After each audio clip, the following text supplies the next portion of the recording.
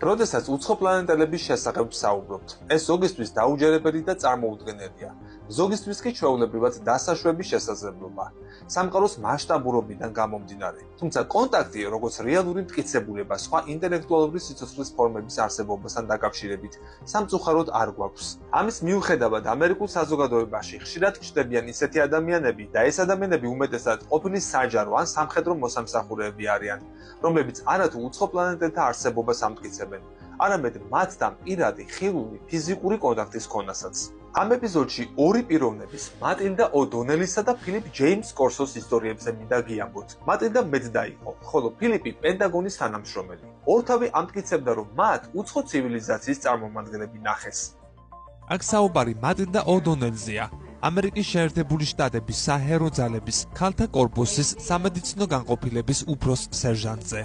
მისი თქმით, 1947 წლის ივლისში ის იმ ავტომობილს მართავდა, რომლითაც ამოუცნობი ობიექტის კატასტროფის ადგილზე სამხედრო ოფიცერი კავიტი გაემგზავრა, ხოლო თავად ის ამ ადგილზე როგორც გამოცდილი სამხედრო მეძდა სპეციალურად მიავლინეს. როდესაც ისინი ნიუ-მექსიკოს უდაბნოში ავარიის ადგილზე ჩავიდნენ, ქალმა უცნაური ხომალდის ნამსხვრევები და ორი უცხოპლანეტელი დაინახა.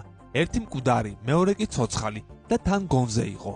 როდესაც მატილდამ ცოცხალ უცხოპლანეტელთან საუბარი სცადა, მან მოულოდნელად მისგან მენტალური გამოსახულებების მიღება დაიწყო, რომელიც მან, როგორც ტელეპათიური კომუნიკაციის მცდელობა, განმარტა. ამის შესახებ მატილდამ ოფიცერს უთხრა, ხოლო ამ უკანასკნელმა ის უცხოპლანეტელს მიუჩინა და მასთან კომუნიკაციაში შესვლას სთხოვა. ამისთვის კი, როგორც მატილდა ამბობდა, მას სამხედრო წოდებაც გაუზარდეს და ხელფასიც მოუმატეს. გაირკვა, რომ უცხოპლანეტელს ეირლი ერქვა, ხოლო როდესაც ჰკითხეს თუ ვინ იყო, ასე უპასუხა: ფიზიოლოგიური თვალსაზრისით სქესი არ ამაქვს.